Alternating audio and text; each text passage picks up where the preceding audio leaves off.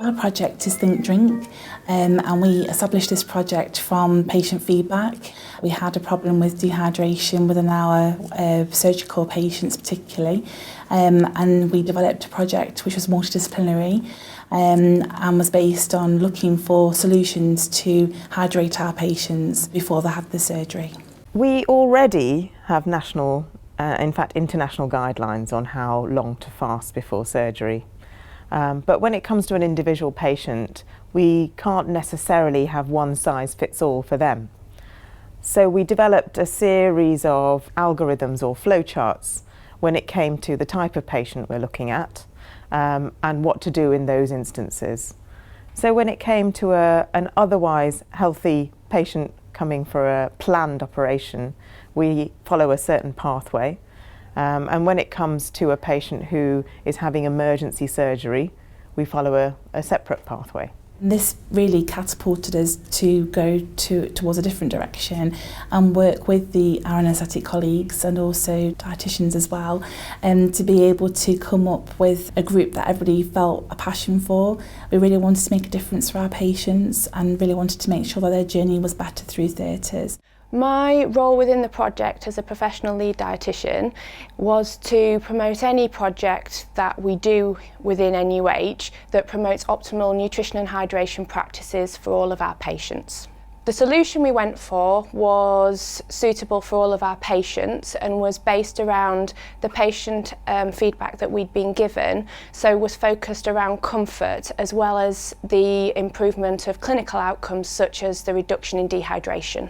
The most important consideration was to ensure that our patients were kept comfortable and were able to eat and drink whilst waiting for their operation. We needed to ensure we were meeting the nutrition and hydration needs across the board, so right the way from paediatrics all the way up through the life cycle to the elderly patient. Parents and children really didn't have a great understanding about the fasting process, how long they could go without fluid prior to surgery. And so quite early on it became apparent from the feedback that we were getting that we really needed to do something about that. So we developed some posters for the reception area that were really quite bright and vibrant and colourful that engaged the children so that they got an understanding of really why we were fasting them and the length of fasting that we needed. It became apparent quite early on that combined with the Think Drink project, something quite simplistic had quite a profound effect on the patient's comfort post-surgery. There was a lot less feedback regarding how they felt dehydrated after surgery and how they didn't like the fasting. So for new members of staff that are joining the Trust, specifically for theatres, we have a preceptorship course. And as part of the preceptorship course, we hold a Think Drink teaching session.